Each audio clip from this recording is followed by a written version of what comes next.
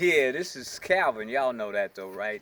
This is podcast number 8, and it's entitled "It Wasn't No Beginning, So There's No Ending." And what I mean by that is that I don't know when all this stuff started. All of this, the world, the universe. I don't know when it started, but of one thing I'm sure, the stuff we're doing, it seemed like it never stops. So I think this thing is going to continue. Life itself is going to continue from one spot to another, and so we just got to do what we do and enjoy doing it, which is what I'm doing, like I told y'all the last time. This, y'all, is the garden. And we got what we got. We got peas, squash, arugula, chard, spinach, carrots, radishes, bok choy. What is that down there? I can't even see that far. What I'm gonna get? Oh, kale, and mustard greens, and what is that down there at the end? I don't know. Anyway, we got a 1, 2, 3, 4, 5, 6, 7, 8, 9, 10, 11, 12 different varieties of vegetables so far. And then this is the garden that I put together. Y'all saw me digging this stuff up, remember? I said I'm gonna do 20 by 12 by 20. Well, that's what that is, 12 by 20. So that's done. And then I put a fence around it because there's deer, and I don't want them coming in and eating the stuff up. Now, as far as the squirrels are concerned, see them little flowers right there? The squirrels and other animals are like, they don't like the smell of those flowers, so I put them there so they can't come in. Plus, they draw bees and butterflies, which pollinate stuff. So again, this is half of the garden that is done, and now I got to do this other half, and I don't know exactly what I'm gonna plant there, but it's gonna be a lot more stuff in there as well. And so, like this time, I'm showing you what started as me digging way down there and getting up to here, putting the fence around, that kind of thing, because this stuff don't never stop, y'all. I mean, it just continues and continues. And again, I don't know where it started, and I don't know when it's gonna end, but I know that since I've been here, it's been doing stuff. I finished the door on the greenhouse, and that was a lot too. It was kind of hard because you might not be able to see it, but it's slanted, and so I couldn't compensate for the incline, so I didn't know how to exactly do the wood.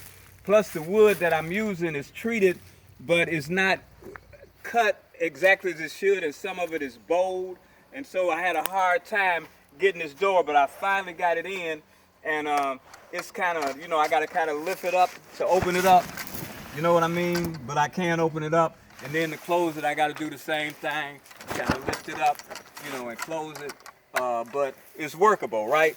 And that's the plastic that's gonna be over the whole thing, and I'm gonna need, Nicole says she gonna help me, because it got to be kind of warmer than it is now. It's kind of chilly out here. I think about almost 50 degrees.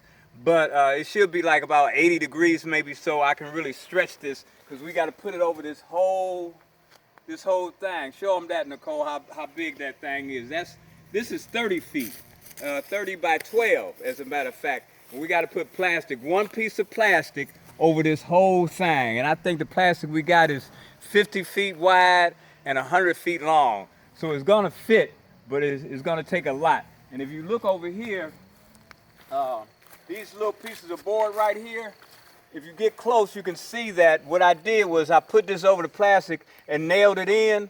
And so these things here are better than staples, because they don't, the staples might tear the plastic, but this will hold the plastic down.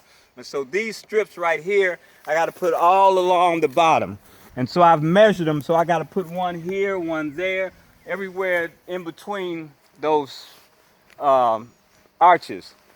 And so that's going to take some time, but it's going to secure it. So I think we're going to start down there and secure it at the bottom, and then just bring it all the way down to this end, and then start pulling it and putting those strips of wood on it. So that's another thing.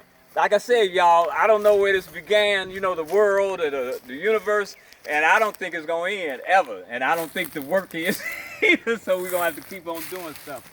What we did, something else, they already had these bird houses here, and this is a bluebird house here.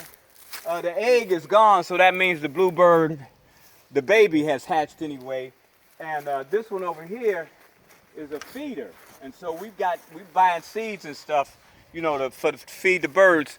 And if we feed the birds from here, then hopefully a lot of them won't come in the garden. You know what I'm saying? So that's going to be a lot of the work, keeping stuff out of here. And if you come over here, I'm going to show you one more thing, I think. This is a pecan tree.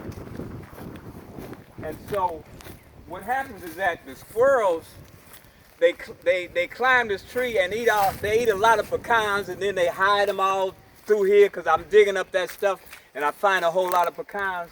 But we need to stop them from climbing this tree. And so we bought some tin, and let me run over here and show y'all this tin.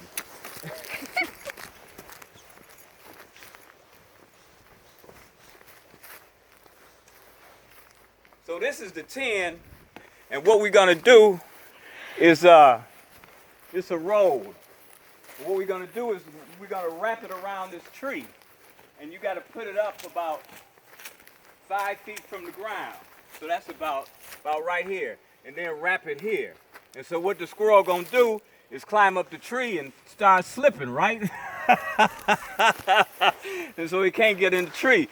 But if you look over there, what we gotta do is that branch way up there, they might be able to climb that tree, jump to that branch, and go in the tree anyway.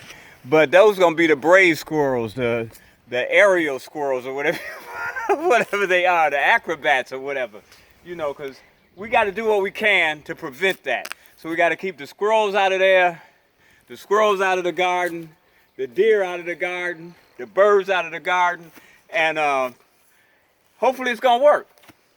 But of one thing I'm certain, this stuff never stops. But I'm happy about it because I'm doing something that's going to benefit me. It's going to benefit all of y'all that are able to partake of it. And just the understanding that later for the coronavirus, I appreciate it because it's telling me we all got to change. We got to do something to make our lives worthwhile. And so rather than looking at this as a pandemic, look at it as an opportunity to do stuff like this. And even the little bitty stuff, just coming outside and having the sun in your eye, you know what I mean? And some trees and whatever it is, whatever makes you happy is here, it's present. You just got to find it. Okay, so I hope I didn't take up too much of y'all time, but I'm doing well. Thank you, Nicole, for the videoing. And for the rest of y'all, I'll holler.